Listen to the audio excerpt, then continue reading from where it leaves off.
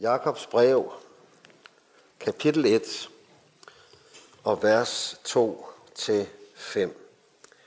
Og emnet er, som vi har hørt, det Guds omsorg og dig.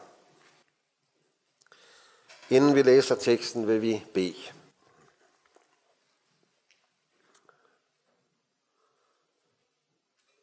Og kære far, du som ikke sparede din egen søn, men gav ham hen for os alle. Hvor skulle du kunne andet end med ham give os alt? Giv os alt, hvad der tjener til vores sande vel.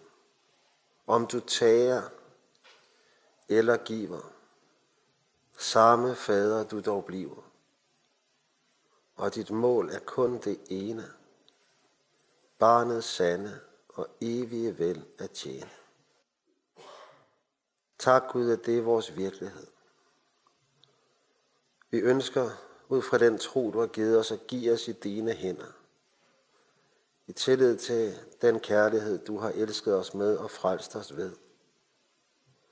Og jeg beder dig om, at du nu ved din ånd vil komme og give, at vi ud fra den tro, du har givet os, må lægge os i dine hænder. I tillid til dig og din omsorg, som har vores sande og evige vel for øje i alt. Amen.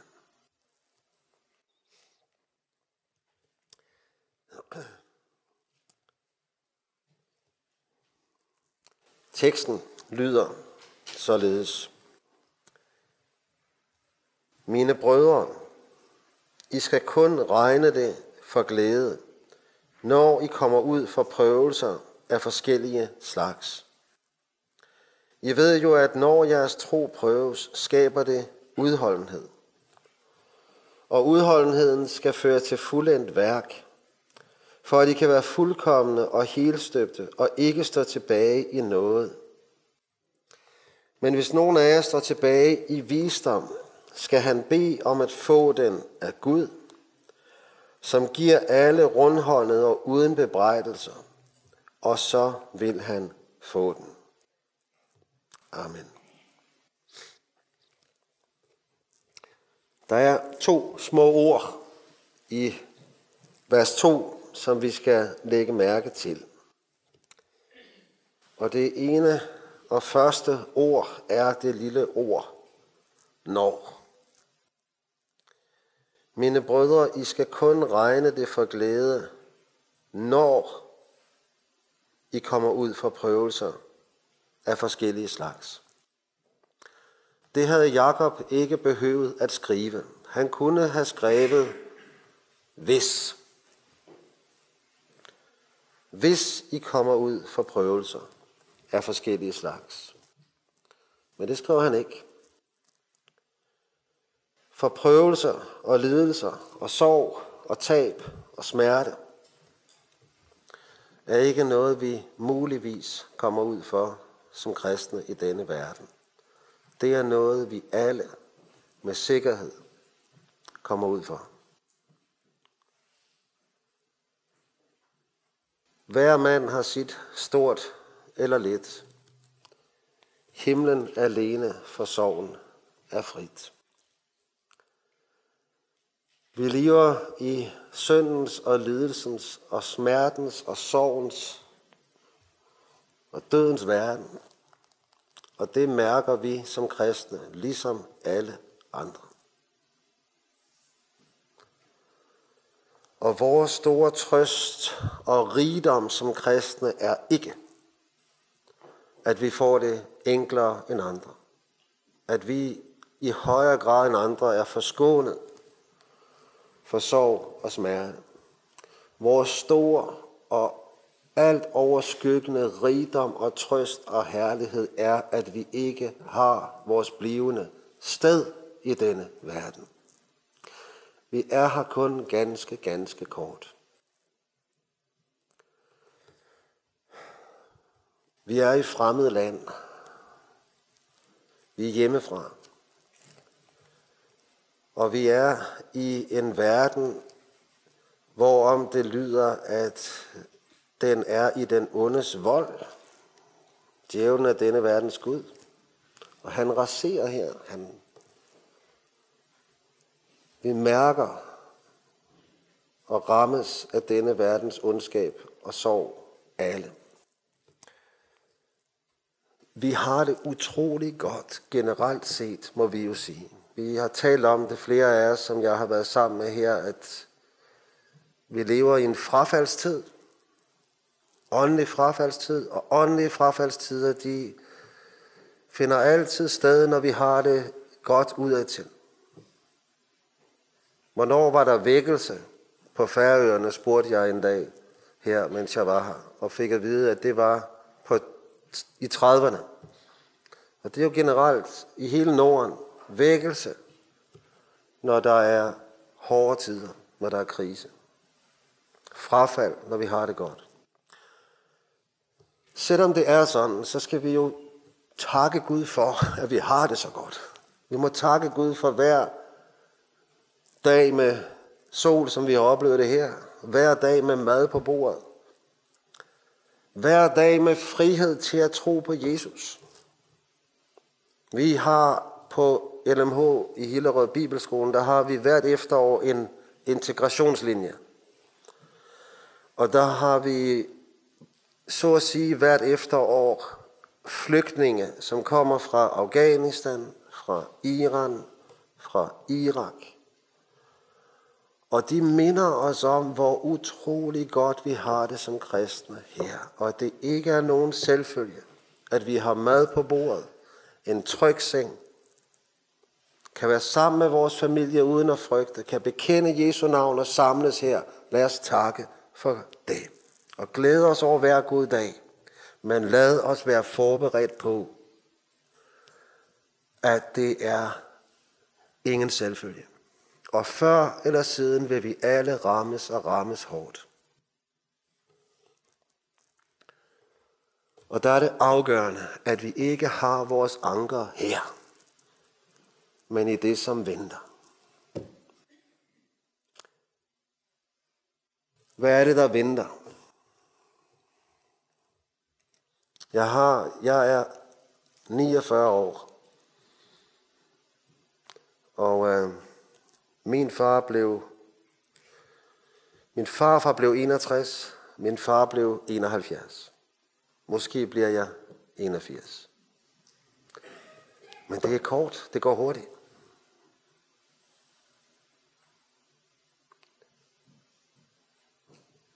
Og så venter der milliarder af år på en evig nyskabt jord. Hvor jeg skal se min far igen og min farfar. Hvor jeg skal være sammen med alle dem, der er gået forud. Og hvor alt det, jeg har glædet mig over her, det skal jeg opleve der. Men i langt større og rigere og evig fylde. Der er intet af det, vi glæder os over i denne verden, som vi ikke på Bibels grund har grund til at se frem til, at vi skal få et langt større og rigere og evig fylde på den nye jord. Det vi får her, det er en forsmag. Vi sidder ved et dejligt pinsedags måltid, men det er en forsmag på det, der venter. Vi glæder os over fællesskabet med de troende, men det er en forsmag på det, der venter. Vi går udenfor, og vi ser en fantastisk natur, men det er en forsmag på det, der venter. Det er en lille forsmag på det, der venter i langt større og rigere og evig fylde. Og der skal alle tårer tørres af. Alle hjertesorg skal heles. Alle sygdomme skal helbredes. Og det er der ingen, der kan tage fra os, kære venner. Levendes intet mig tilbage, himlen kan mig ingen tage. Ejer ikke jeg et strå, himlen er mig nok at få. Mister jeg alt. Men forlader denne verden i troen på Jesus, så ejer jeg alt i evighed. Det er vores perspektiv. Og i det perspektiv, der kan vi se fremad. Velvidende, at vi vil rammes i denne verden. Jeg kender ikke jer, men når I ser jer omkring her, og I kender hinanden,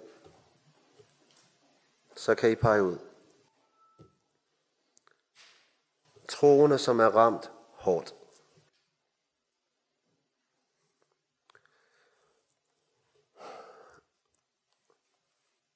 Vi var samlet i sommers til familiefest. Min fars familie.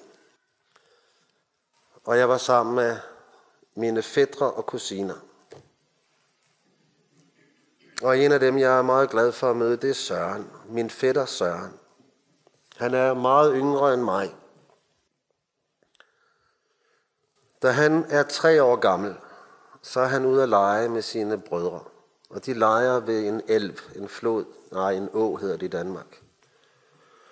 De leger ved en å, hans 2 store brødre og Søren. Og pludselig er Søren væk. Og de kan ikke finde ham. Og så løber de hjem til deres far, og deres far kommer løbende ned til åen, og han løber langs med strømmen. Og han løber i en halv time, og så ser han Søren ude i vandet. Og så får han ham op, og han kæmper for at få liv i Søren igen. Og han ligger i en vejkant, og bilerne kører forbi, og han råber for at få dem til at stoppe, men de bliver ved med at køre. Han er desperat. Til sidst begynder Søren at ånde igen. Og han er dybt hjerneskadet. Han kommer aldrig tilbage igen, som Søren var.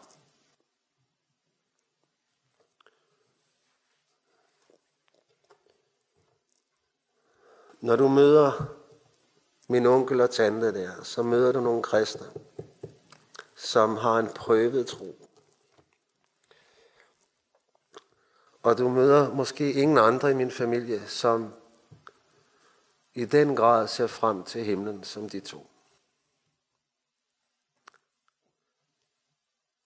Og Søren, han er på et hjem nu. Kristent handicaphjem. En dag stod jeg ved vores spisebord på Bibelskolen og talte med en af vores elever og spurgte, hvad hun havde lavet før Bibelskolen. Der har hun været på et handicaphjem, siger hun. Jeg spurgte, om hun var glad for det. Ja. Og der var særlig en, som hun var glad for. Og det var en dreng, som hed Søren. Der var ikke meget, han forstod. Men han var glad for Jesus.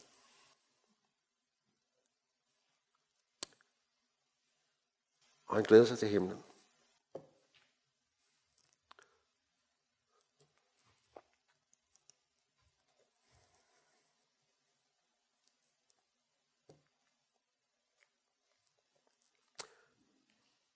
Og der skal jeg møde ham igen.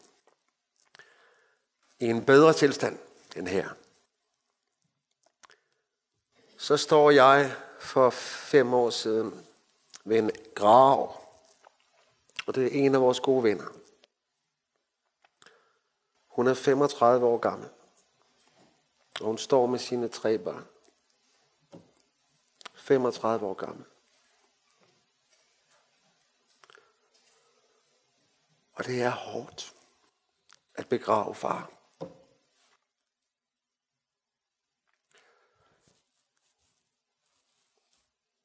Og jeg møder hende et halvt år senere. Og hvad taler vi om? Hun siger, der er en ting, som er blevet klart for mig. Og det er, hvor stort det er med forskellen på dette korte liv og det lange liv, som venter. For nu er livet knækket. Hun er et Guds barn. Men så hårdt er hun ramt i denne verden. Men hun har sit anker der. Og hun fortæller mig om de sange, hun spiller i bilen, når hun kører. Og det er sange om himlen. Det er hendes rigdom. Livet er knækket. Sådan kan det gå for et Guds barn. Jeg forbereder mig på, at sådan kan det gå for mig. Sådan kan det gå for Leila. Og hvor er det vigtigt, at vi har ankeret i det evige. Der er en række af de venner, vi har, som er på alder med mig nu. De er i 40'erne. De ville gerne have været gift. De ville gerne have haft børn. De ville gerne have haft familie, men sådan blev det ikke. Og det gør ondt. Andre ved jeg om, hvorfor de ikke er gift. Kristne brødre, som jeg har været tæt på, og som ikke er blevet gift, fordi de er aldrig blevet forelsket i en pige. Og de bærer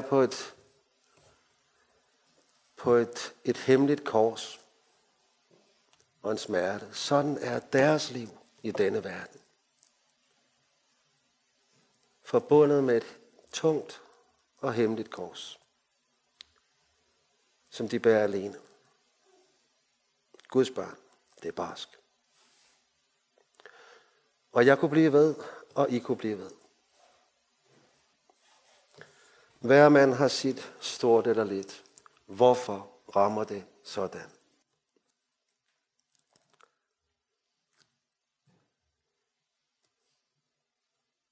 Det giver Guds ord ikke et svar på. Der er nogle spørgsmål, vi ikke får svar på, men Guds ord har noget at sige. Ind i dette. Og noget fantastisk rigt og godt at sige. Hvad er det første, Guds ord har at sige? Det første, Guds ord har at sige, det er jo det, som kommer til udtryk her i vers 2. Mine brødre, står der. Hvad betyder det? Det betyder, at dem, der rammes, er Guds barn. Guds elskede barn. Og hvorfor er der sådan en trøst i det? Jo, for når du rammes hårdt, når det er dit liv, der går i stykker, dit hjerte, der knuses, når det er dig, der møder den lukkede dør, når det er dig, der rammes af den sygdom, som vi ikke forstår, så oplever du det, som om Gud har trukket sig væk fra dig. Han har forladt dig, han har glemt dig, han har svigtet dig. Og han har ladt dig i stikken. Det er det, vi føler. Du kan læse salmernes bog, klagesalmerne. Hvorfor har du forladt mig, Gud? Hvorfor har du svigtet mig? Hvorfor har du ladt mig i stikken? Det er den tanke, der opstår hos os. Vi er gledet ud af Guds hånd. Og så skal du høre det.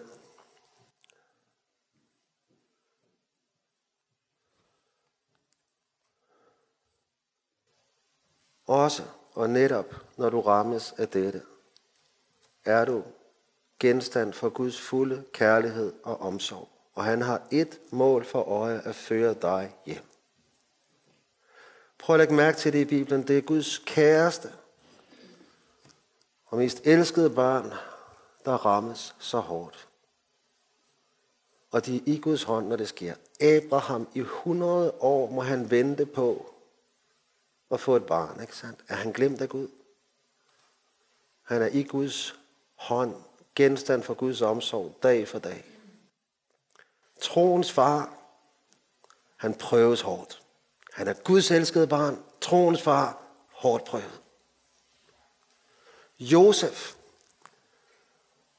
glemt af alle, forrådt af sine brødre i det inderste fangehul, svigtet. Men hvad står der? Gud er med ham. Han er i Guds hånd, i mørket, forladt af alle mennesker, i Guds hånd, genstand for Guds fulde omsorg, der har han sande og evige vel for øje. Job, den der rammes hårdest af alle i Bibelen, den mest retfærdige mand på jorden, i Guds hånd. Intet når ham, som Gud ikke. Lad komme til ham og tjene til hans sande og evige vel.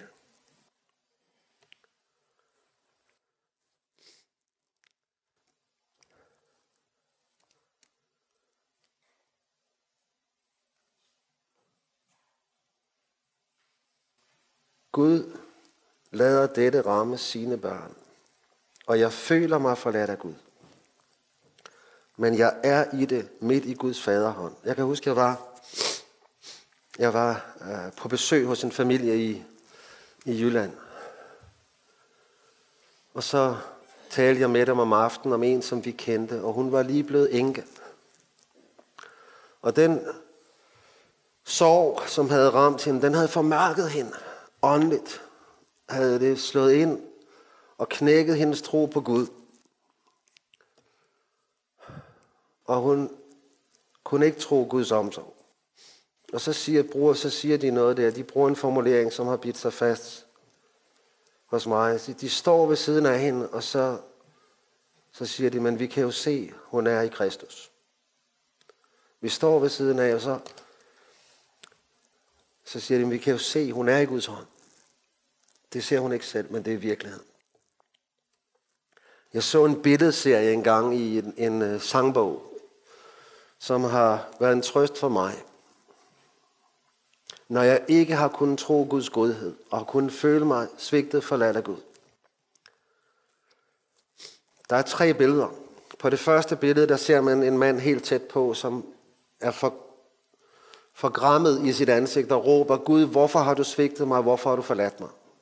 Næste billede, så er perspektivet rykket lidt tilbage, og man ser, at han står med løftede hænder i sådan et furet landskab, og råber, hvorfor har du svigtet mig, Gud? Hvorfor har du forladt mig?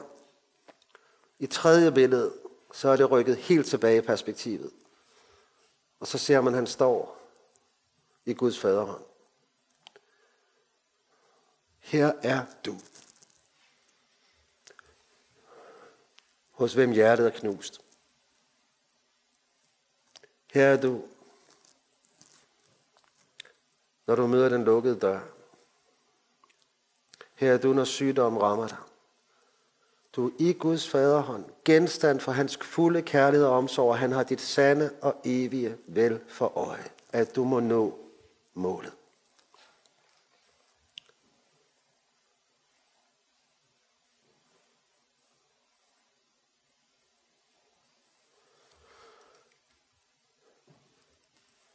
Det er virkeligheden.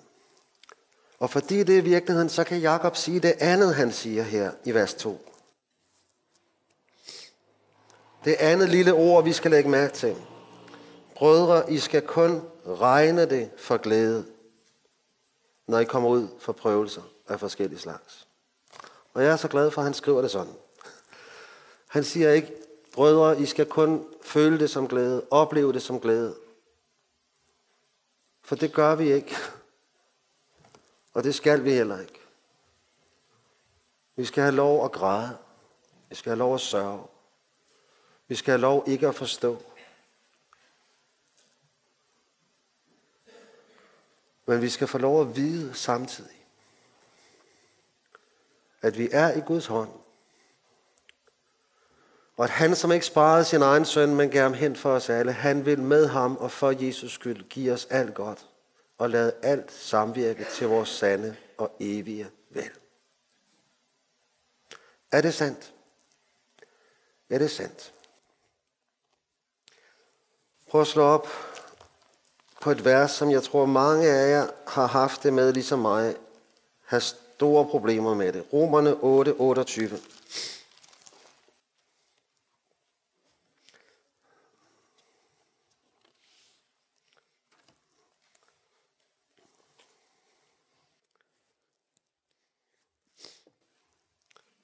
Det her vers, det har jeg i mange, mange år hørt som et trøstevers, og det har ikke kunnet trøste mig. Ikke før jeg kom som lærer til vores bibelskole, og der var en elev, som en morgen holdt en morgenandagt over det, og sagde nogle ting, som fik det til at åbne sig for mig. Og nu vil jeg give det videre til jer. Vi ved, vi føler ikke, vi mærker det ikke, vi ser det ikke, men der er noget, vi ved. Vi ved, at alt virker sammen til gode for dem, der elsker Gud, og som efter hans beslutning er kaldet. Og så er det, vi tænker, nej, det holder jo ikke, For vi har set kristne, der er gået væk, og hvor sorgen og tabet og lidelsen netop har ført dem væk fra Gud. Jeg har ikke knyttet dem til ham og til himlen. Så det holder jo ikke. Jo, det holder. For hvad er det, der står? Vi ved, at alt virker sammen til gode for dem, der elsker Gud. Og hvad ligger der i det? Der er mange af jer, der sidder her med en ægtefælle. Og hvis I har et godt forhold til jeres ægtefælle, så har I mulighed for at forstå dette. Du som har en ægtefælle, når du bliver ramt hårdt, og der er noget, der gør ondt i dit liv, hvad gør du så? Når du bliver ramt af noget, som gør dig ondt. Jeg stod på lærerværelset på vores bibelskole en dag, og så fik jeg et brev. Og det er det tungeste brev, jeg har haft at læse. Og det er som om solen går ned, når jeg læser det brev. Den næste tanke, der slår mig, det er, hvor er Leila? Hvor er min kone? Jeg må tale med Leila, for jeg elsker Leila. Og når det her gør ondt, så er den næste tanke, jeg må tale med hende. Og Leila, hun arbejder som lærer på en kristen skole ved siden af vores bibelskole. Så jeg må hen over græsplænen og over finde ud af, hvilket rum hun er i, og banke på, og så få Leila ud. Og jeg må tale med Leila om det, som gør ondt. For jeg elsker hende. Og jeg har brug for hendes trøst og hendes hjælp. Hendes omsorg. For jeg elsker hende. Alt virker sammen til gode for dem, som elsker Gud. Og kommer til ham med deres nød. Det er virkeligheden. Og der er aldrig nogen, som er kommet bort fra himmelvejen. Som er kommet til Gud med deres nød. Når nøden rammer os, så har djævlen et mål. Og det er at få dig til at gå bort fra Gud. Gud har et andet mål. Hans mål er at kalde af dig gennem det, så at du kommer til ham med det. Gud hvisker i vores glæde, siger C.S. Lewis, og han råber i vores smerte, og hans råb er et kald til at komme til ham. Og det er derved, at alt virker sammen til gode for dem, der elsker Gud. Også det, som gør ondt. For hvad er det, Gud bruger det til? Gud bruger det, som gør ondt i dit liv, til at gøre en gerning, hvor han knytter dig til 4 ting. Der er 4 ting, Gud vil knytte dig til. Og det første, Gud vil knytte dig til, det er ham selv. Gud hvisker i din glæde, men han råber i din smerte, og hans råb er et kald om at komme til ham. Med din nød, for at få hans hjælp og omsorg. Hvad er den største fare for alle os, som er her på vej mod himlen? Hvad er den største trussel mod vores åndelige liv? Jeg tror, den største trussel af alle for mig, det er min selvrådighed og selvfuldkommenhed. At jeg tænker, det hele går godt. Jeg klarer mig selv. Jeg talte med Dan om det her tidligere i dag. Og jeg sagde, Dan han nævnte det. Gud har mistet flere børn i medgang end i modgang. Og jeg sagde, det var præcis det, jeg ville sige i aften. Gud har mistet flere børn i medgang end i modgang. Når vi får elever på LMH, så i løbet af de første par dage, så danner vi os et indtryk af dem. Og der er altid 2 grupper af elever, som jeg får en særlig nød for, og som jeg beder særligt for. Og hvem er det? Det er de meget smukke piger. De piger, som ser utrolig godt ud. Og som kan få en masse gevinst og opmærksomhed på deres smukke udseende. Hvor er det nemt for dem at finde livets glæde og mening i den opmærksomhed og de gevinster, den anerkendelse, som de kan få på, at de er så smukke. Og hvor er der få, som har deres glæde i Jesus, koste hvad det vil. Det er det, der er stort for dem. Det er himlen, det er ham, de vidner om. Hvor er det nemt at glide væk fra den glæde og den rigdom. Så de piger beder jeg for.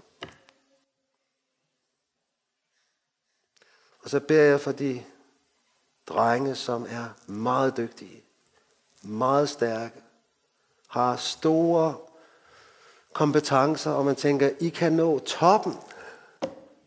I kan nå de højeste mål og de flotteste stillinger og den højeste indkomst og den fineste status. Hvor står I i stor fare for at miste glæden over Guds ord, over frelsen i Jesus, over himlen, over de kristnes fællesskab. Vi bor jo i Hillerød, og dem af jer, som har været, I har jo alle sammen været i København og kender måske området. I ved, at nord for København, så har vi Strandvejen. Og hvis I ikke har været der, så en dag, når I kommer til København og har en bil, så kører en tur op ad Strandvejen. Det er nogle fantastiske huse. Nogle fantastiske haver og udsigt til Øresund. Og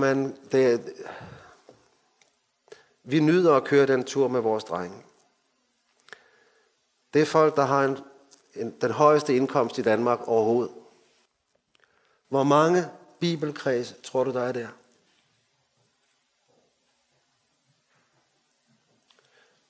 Hvor mange af de direktører, som er der, tror du, har det sådan, at det er meget fint med firmarejserne til Bahamas, og det er meget fint med direktionsmøderne. Men torsdag aften i bibelkredsen, når vi er sammen om evangeliet om Jesus, det er herligheden. Hvor mange har bevaret den glæde? Jeg tror, der er nogen, der har det. Min bror i USA, han er advokat, og han har en indkomst, som jeg ved ikke hvad. Når han kommer til Danmark, jeg har aldrig hørt ham tale om hans arbejde, eller hans indkomst. Det han vil tale om, det er den kinesiske indvandringsstudent, som han læser Bibelen sammen med. Og det er de kristne bøger, som han har læst, og som han synes, jeg skal læse. Han læser mange flere kristne bøger end mig. Og det er hans 5 drenge, og det er det åndelige liv for dem. Det er det, han lever for. Men hvor er det sjældent? Hvor er det sjældent? Det er dyrebart, når vi møder det. Men hvor er det sjældent? Og derfor beder jeg for de drenge. Og jeg beder for vores egne drenge. Vi har 3. Og som jeg talte med en af jer om i går, de har hver deres psykiatriske diagnoser. Og da vi holdt konfirmation for den ældste af dem sidste år, der holdt min kone Leila tale for ham og sagde, Jonathan, ja, der bliver nok meget, du ikke kan. Men du skal vide, at for far og mor, så er det altså inderligt ligegyldigt, om du bliver advokat, eller om du vasker trapper. Vi har et ønske for dig, det er, at du lever i troen på Jesus. Og du så også er god ved de mennesker, som du er iblandt. Og er det virkeligheden, så ønsker far og mor intet andet og større for dig. Jeg har et ønske for mine drenge. Og det er, at de må behøve Jesus. Og det kan lyde som ingenting. Men prøv at forestille jer, I som har børn. Det forestiller jeg mig. Hvis jeg om 20 år har 3 drenge, som behøver Jesus. Halleluja. Det er det handler om. Og så må Gud føre dem, og han må tage det fra dem, som er ved at føre dem væk. Og det må koste, hvad det vil. Men vi skal hjem til himlen. Du dit værk obliv, regn og sol du give, gør som du det vil. Blot du så os føre, at til sidst os høre himmeriget til. Det er det, det handler om.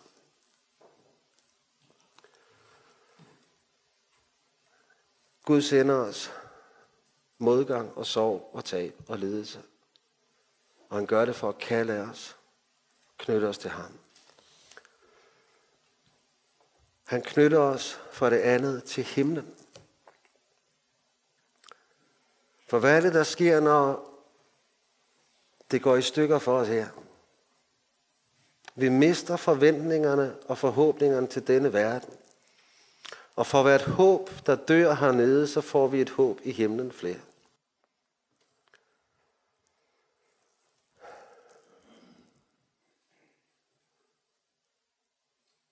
Vi læser jo en andagsbog derhjemme i øjeblikket. Og mange af jer vil jeg tro kender Joni Tada Eareckson, der sprang ud som 17-årig fra en mole på for lavt vand, knækkede nakken og blev lam fra skuldrene og ned.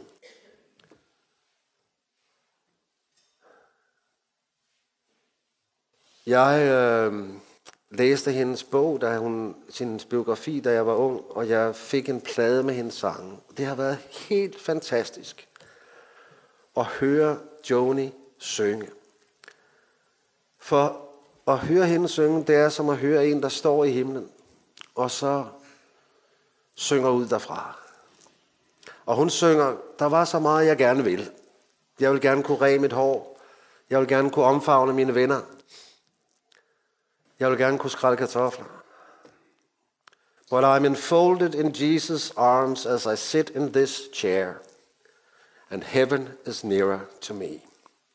Jeg er omsluttet af Jesu arme, som jeg sidder i denne rullestol, og himlen er nærmere ved mig. Og så synger hun ud af himlen. Og den andagsbog, det er en himmelbog. Og vi mindes igen og igen og igen om, at det er vores rigdom.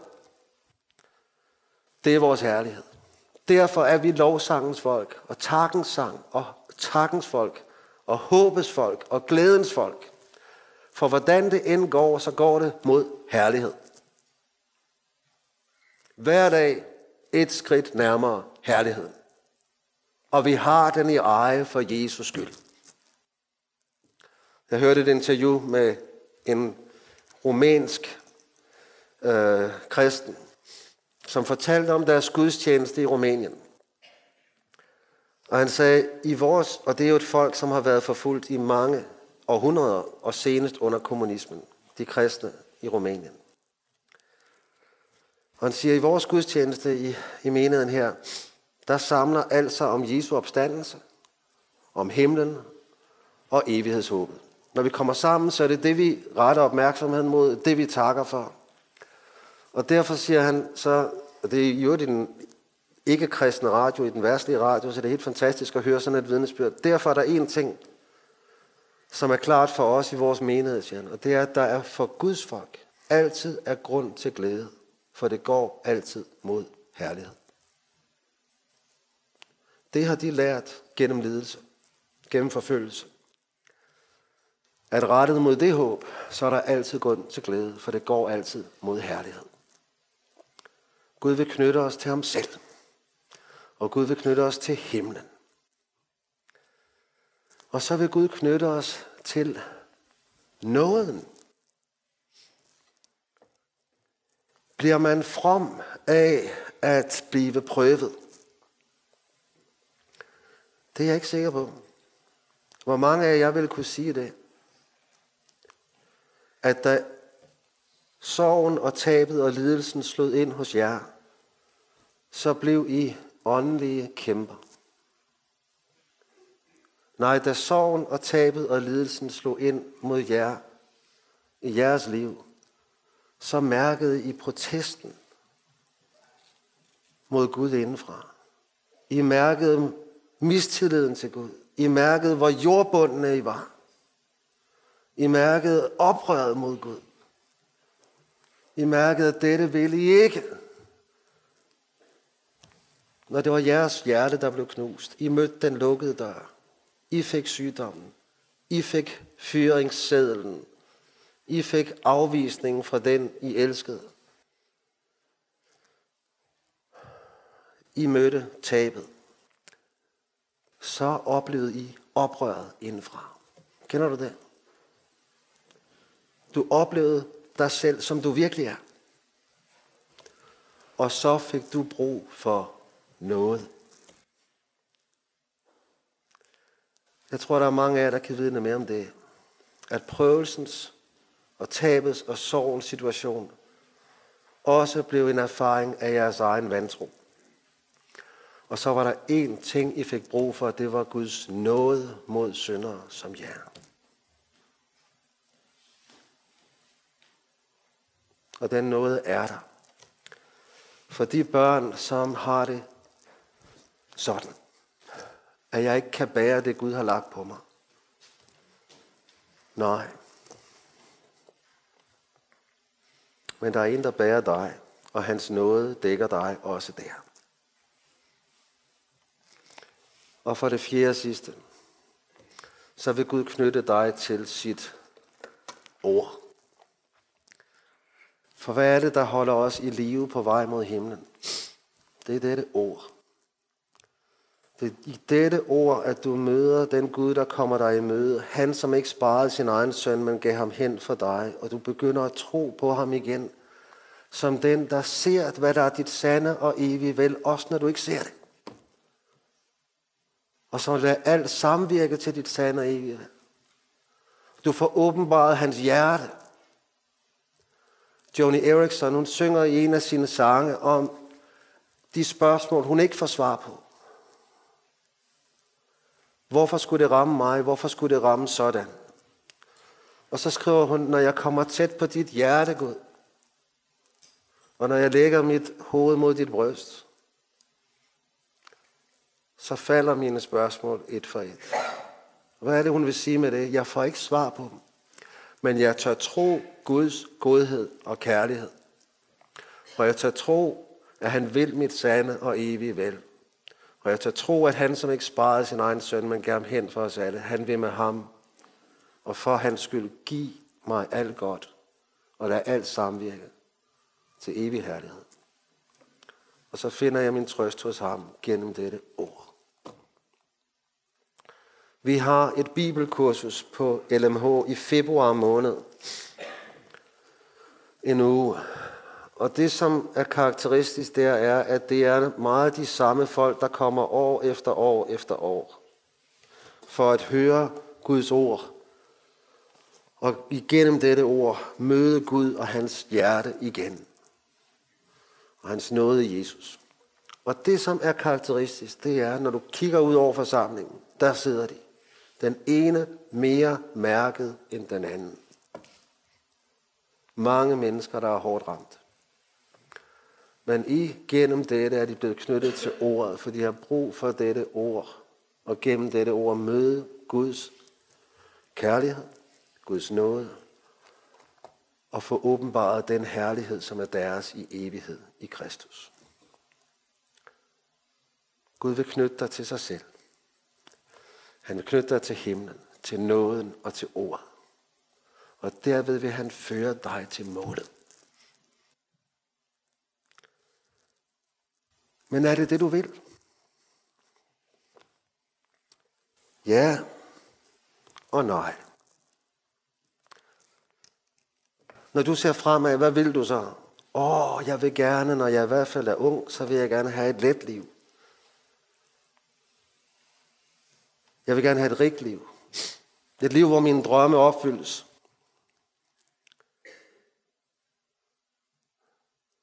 Det er det, jeg ønsker. Kunne jeg ikke bare få det? Da jeg selv var helt ung, så var jeg i Jerusalem. Jeg var i Israel et halvt år. Jeg var 20 år gammel. Så hørte jeg en prædiken i Jerusalem, som jeg aldrig har glemt. Der var et omkvæd. Det blev sagt igen og igen og igen. You've got to have a burden. You've got to have a burden. You've got to have a burden. Du har behov for at have en byrde i dit liv. Du har behov for at have et kors. Du har behov for at have det, som knytter dig til Gud og får dig til at komme til ham. Hvornår er du kommet til Gud i bøn? Når dem af jer, som er på min alder, eller bare har, hvornår har du for alvor bedt til Gud? Hvornår er du kommet til Gud? Da det var allerhårdest. Da det gjorde allermest ondt. You've got to have a burden. Det fik jeg at vide. Og så var der noget i mig, nej, jeg vil have et let liv, et rart liv, et behageligt liv. Og så er der en anden stemme, der siger, Mikkel, du skal nå himlen. Men det brydes i mig. Og netop det, jeg vil tage frem som det allersidste her, ganske kort. Fordi Jakob taler jo så her om, at vores prøvelser netop skal tjene til at styrke vores udholdenhed og gøre os helstøbte i troen. Hvad er det at være helstøbt? Det er at være knyttet til Gud og til himlen og til nåden og til ordet. Men jeg vil gerne have et nemt liv.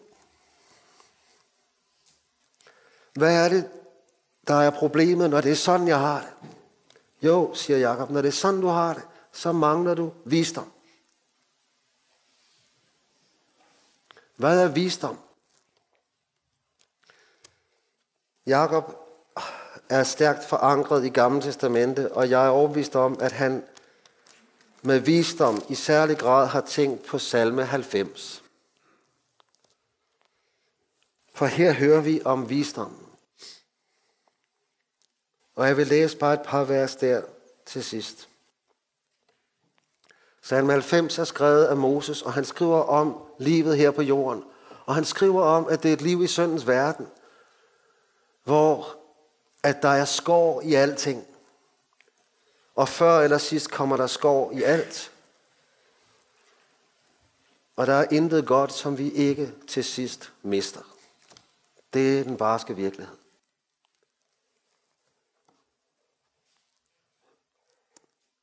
Vers 9, salme 90, vers 9.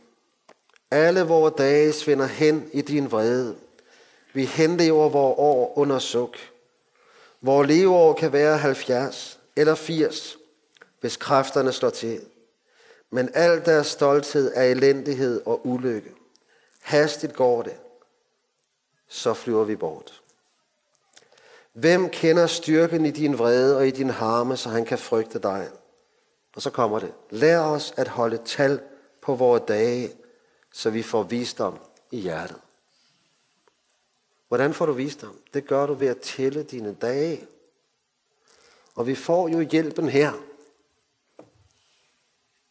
Der får du tal på dagene. 70, 80, hvis det går højt.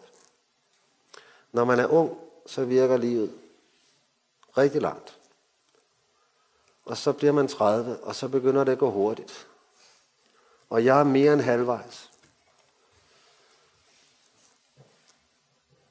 Min svigerfar, Leilas far, døde 63 år gammel, sådan her. En af mine klassekammerater fra skolen, han mistede sin kone for 2 uger siden. Så er hun væk. Hastigt går det, og så er vi væk. Og hvad venter så? Milliarder, milliarder, milliarder, milliarder af år i evigheden.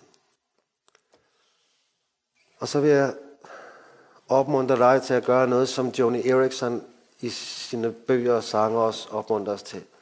Prøv at tænke 15 milliarder år ind på den nye jord. Prøv at tænke derind, og så se tilbage på dette ganske korte liv. og så overvej, hvad er vigtigt.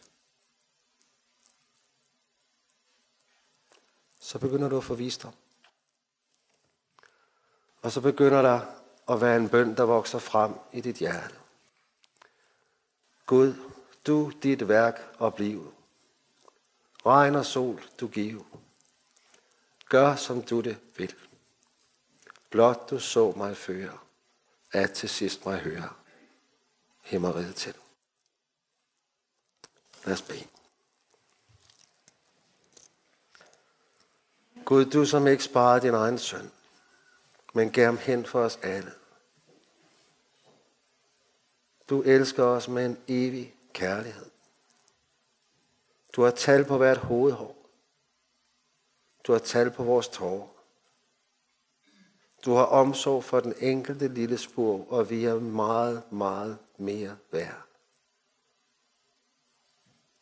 Og du ser, hvad der tjener til vores sande og evige vel. Gud, nu beder vi. Du dit værk oblive. Regn og sol du give. Gør som du det vil. Blot du så os føre, at til sidst os høre.